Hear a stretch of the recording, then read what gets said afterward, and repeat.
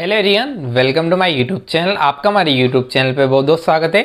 इस चैनल पर आपको एमएससी फिजिक्स एंट्रेंस एग्जाम से रिलेटेड सारी जानकारी उपलब्ध कराई जाती है और भी ग्रेजुएशन फिजिक्स से रिलेटेड काफ़ी सारे इंपॉर्टेंट टॉपिक्स यहाँ पे डिस्कस किए जाते हैं। यदि आप हमारे चैनल पर नए तो प्लीज़ चैनल को सब्सक्राइब जरूर कर लीजिए, बेल आइकन को प्रेस कर लीजिए ताकि आपको सारी वीडियो की लेटेस्ट अपडेट मिलती रहे। और यदि आपने हमारी प्रीवियस वीडियोस नहीं देखी है तो आप उन्हें पर आई बटन के द्वारा जाके देख सकते हैं। आज ही हमारी 5th क्लास है। इससे पहले मैं सेकंड ग्रेड साइंस की 4 क्लासें यहाँ पर रिलीज़ कर चुका हूँ। यदि आपने वो वीडियो नहीं देखी है तो आप उन्हें डिस्क्रिप्शन में लिंक से जा करके देख सकते हैं या फिर आप मेरा प्लेलिस्ट पेज भी विजिट कर सकते हैं। प्रीवियस क्लास के अंदर मैंने आपको बताया था कि किस प्रकार यहाँ पे डायमेंशनल फॉर्मूला लिखे जाते हैं और काफ़ी सारी क्वांटिटीज़ के डायमेंशनल फॉर्मूला मैंने आपको लिखना सिखाया था। आज इस वीडियो के अंदर अपन देखेंगे प्रिंसिपल ऑफ डायमेंशनल होमोजेनिटी क्या होता है। साथ ही में मैं आपको फर्स्ट यूज़ ऑफ डायमेंशन भी इसी वीडियो के अंदर कराने वाला हूं और साथ ही में अपन देखेंगे कि किस प्रकार अपन चेक करते हैं कि गिवन फॉर्मूला डायमेंशनली यहाँ पे करेक्ट है या नहीं है। तो आइए वीडियो को शुरू करते हैं। सबसे पहले मैं आपको बताता हूँ कि प्रिंसिपल ऑफ डायमेंशनल होमोजेनिटी क्या होता है। तो यदि किसी गिवन फॉर्मूला में हमारे पास दो साइड्स होगी, LHS वाली साइड और RHS वाली साइड, तो यदि जो LHS वाली साइड है उनकी जो डायमेंशन है और जो RHS वाली साइड है उनकी जो डायमेंशन है, यदि दोनों बराबर हैं तो हम गिवन फॉर्मूला क्या होगा, डायमेंशनली करेक्ट होगा। तो यदि डायमेंशन ऑफ LHS बराबर है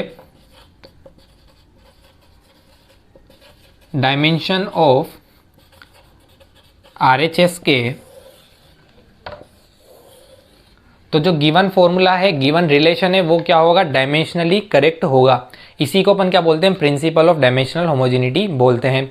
तो यदि किसी गिवन फॉर्मूला या फिर गिवन रिलेशन में dimension of LHS is equal to dimension of RHS है तो जो गिवन फॉर्मूला है वो डायमेंशनली यहाँ पे करेक्ट होगा। आइए मैं आपको कुछ एग्जाम्पल्स के द्वारा ये प्रिंसिपल ऑफ होमोजेनिटी बताता हूँ।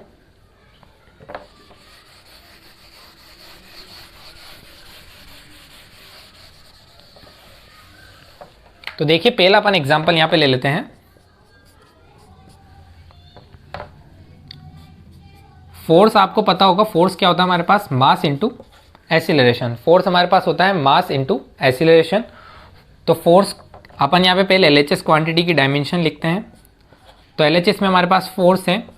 फोर्स की डायमेंशन मैंने आपको प्रीवियस वीडियो के अंदर निकालना बताया था। फोर्स की जो डायमेंशन होती है वो होती है हमारे पास M1 L1 T-2।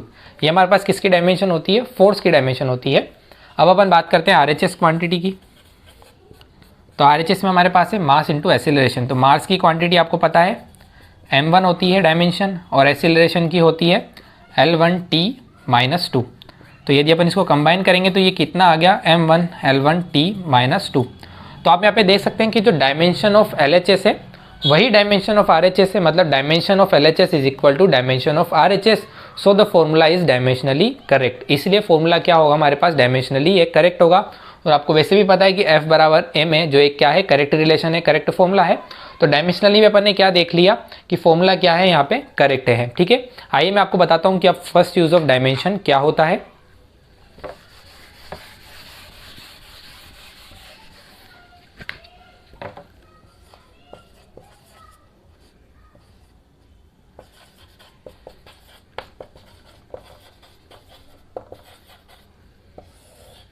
तो देखिए डायमेंशन लिखना अपन ने यहाँ पे सीख लिया है। अब ये जो डायमेंशन अपन लिखते हैं इसके यहाँ पे हमारे पास कुछ यूजेस हैं। तो इसके हमारे पास यहाँ पे टोटल 3 यूज है। उसके अंदर जो पहला यूज है वो आज अपन इस वीडियो में करने वाले हैं। तो जो पहला यूज है वो हमारे पास क्या होता है, using dimension we can check whether given formula or relation is dimensionally correct or not। तो फर्स्ट यूज ऑफ डायमेंशन हमारे पास क्या होता है, तो फर्स्ट यूज ऑफ डायमेंशन से अपन क्या कर सकते हैं, यदि अपन क्वांटिटीज़ के अपन को हमारे पास डायमेंशन पता हो, डायमेंशन लिखना यदि हमें आता है, तो उसके द्वारा अपन यहाँ पे चेक कर सकते हैं कि जो गिवन फॉर्मूला है, गिवन हमारे पास जो रिलेशन है वो डायमेंशनली यहाँ पे करेक्ट है या नहीं है। इसी को अपन फर्स्ट यूज ऑफ डायमेंशन यहाँ पे बोलते हैं। यानी कि जो प्रिंसिपल ऑफ होमोजेनिटी है वही क्या है हमारे पास यहाँ पे फर्स्ट यूज ऑफ डायमेंशन है। उसी के द्वारा फर्स्ट यूज ऑफ डायमेंशन हमारे पास निकल करके आता है कि यदि हमारे पास जो गिवन फॉर्मूला है उसे अपन चेक करेंगे कि वो डायमेंशनली यहाँ पे करेक्ट है या नहीं है। उसके लिए अपन क्या करेंगे, वही LHS की अपन डायमेंशन लेंगे, RHS की डायमेंशन लेंगे। यदि दोनों बराबर आती है तो अपन कह देंगे जो गिवन फॉर्मूला है वो क्या है, डायमेंशनली करेक्ट है, अन्यथा अपन कह देंगे कि डायमेंशनली करेक्ट नहीं है। तो इसी को अपन फर्स्ट यूज ऑफ डायमेंशन बोलते हैं कि डायमेंशंस के द्वारा अपन किसी गिवन फॉर्मूला, गिवन रिलेशन को चेक कर सकते हैं कि वो फॉर्मूला डायमेंशनली करेक्ट है या नहीं है। आइए मैं आपको कुछ एग्जांपल्स लेता हूं, उनके द्वारा अपन यहाँ पे चेक करते हैं कि गिवन फॉर्मूला हमारे पास डायमेंशनली करेक्ट है या नहीं है।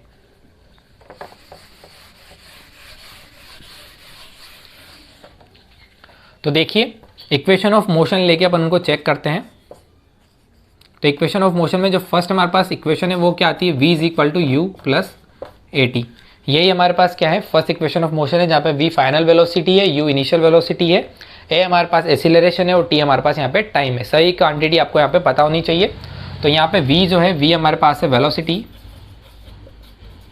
ठीक है, u हमारे पास है, ये हमारे पास फाइनल वेलोसिटी है, और u हमारे पास है वेलोसिटी, ये हमारे पास इनिशियल वेलोसिटी है, a हमारे पास है एक्सीलरेशन, और t हमारे पास है टाइम। ठीक है, मैंने सभी क्वांटिटीज आपको बता दी है। v हमारे पास फाइनल वेलोसिटी है, u हमारे पास इनिशियल वेलोसिटी है, a हमारे पास एक्सीलरेशन है और t हमारे पास यहाँ पे टाइम है। वेलोसिटी की डायमेंशन आपको पता है, मैंने निकलवा दी है, L1 t माइनस 1 होती है। तो इस वाली वेलोसिटी की डायमेंशन भी L1 t माइनस 1 हमारे पास होगी।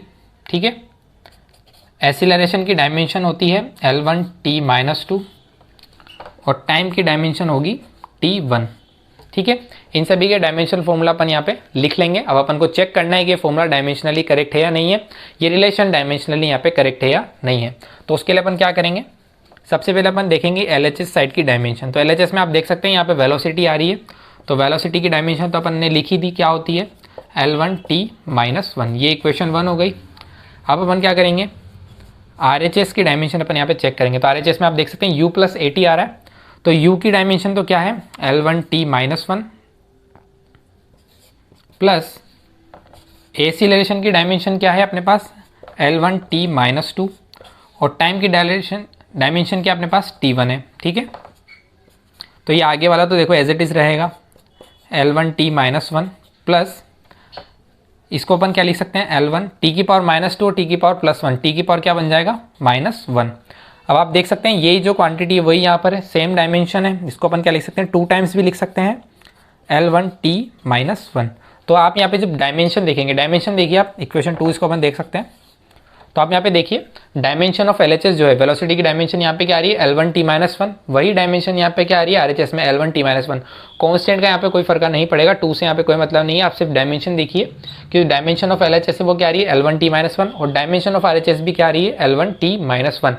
यानी कि जो गिवन रिलेशन है वो क्या है, हमारे पास डायमेंशनली करेक्ट है। तो इस प्रकार अपन यहाँ पे चेक कर सकते हैं कि कोई गिवन फॉर्मूला हमारे पास डायमेंशनली यहाँ पे करेक्ट है या नहीं है। आइए कुछ और एग्जाम्पल्स अपन यहाँ पे लेते हैं।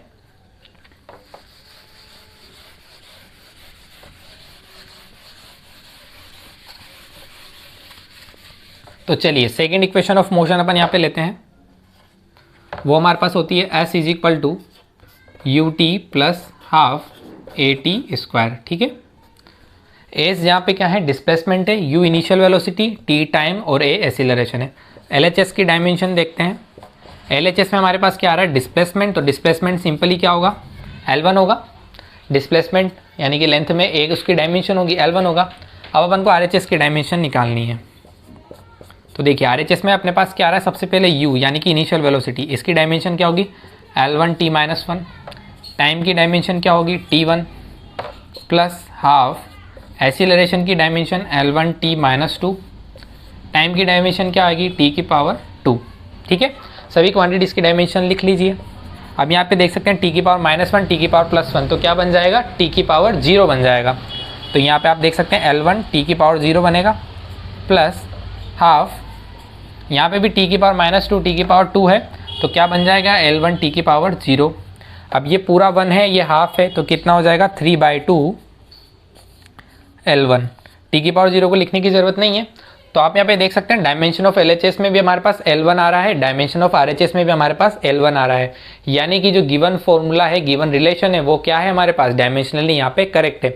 इस 3/2 से कोई मतलब नहीं है, कॉन्स्टेंट है। आप सिर्फ डायमेंशन देखिए, तो LHS में जो डायमेंशन है वो भी L1 आ रही है, RHS में जो डायमेंशन है वो भी हमारे पास L1 आ रही है, यानी कि जो गिवन रिलेशन है वो क्या है, डायमेंशनली यहाँ पे करेक्ट है। आइए थर्ड इक्वेशन ऑफ मोशन भी अपन यहाँ पे काम में लेते हैं।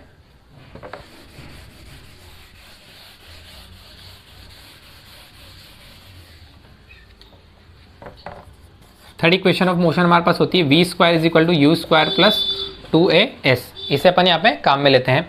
तो देखिए वेलोसिटी की डायमेंशन क्या होगी LHS में, वेलोसिटी हमारे पास क्या होती है L1 t -1 इसका स्क्वायर, तो ये हमारे पास क्या होगा L2 t की पावर -2। ठीक है, ये हमारे पास वेलोसिटी की, ये हमारे पास LHS की डायमेंशन आ गई। LHS में क्या है, वेलोसिटी है, तो वेलोसिटी को आप लिख सकते हैं L1 t -1 इसका स्क्वायर, तो क्या आ जाएगा L2 t -2। अब RHS की बात करते हैं। RHS में हमारे पास u का स्क्वायर है, u भी क्या होगा, वेलोसिटी L1 t -1 का square plus 2 times of acceleration क्या होगा L1 t -2, डिस्प्लेसमेंट क्या होगा L1 होगा। ठीक है, इसका स्क्वायर करिए L2 t -2 plus 2 times of L की पावर 1, L की पावर 1 क्या हो जाएगी L की पावर 2 t -2, तो इसको आपको क्या लिख सकते हैं 3 टाइम्स ऑफ L की पावर 2 t -2। तो आप यहाँ पे देखिए LHS की जो डायमेंशन है वो भी L की पावर 2 t -2 है, RHS की जो डायमेंशन है वो भी L की पावर 2 t -2 है, यानी कि जो गिवन रिलेशन है वो क्या है हमारे पास यहाँ पे डायमेंशनली करेक्ट है। तो इस प्रकार यहाँ पे चेक कर सकते हैं कोई भी गिवन रिलेशन हमारे पास डायमेंशनली करेक्ट है या नहीं है। बस आपको याद होना चाहिए उसमें जो भी क्वांटिटीज़ है उन सभी की डायमेंशन आपको यहाँ पे लिखना आना चाहिए। अब एक और फॉर्मूला मैं आपको करके बताता हूँ कि देखते हैं कि वो डायमेंशनली करेक्ट है या नहीं है।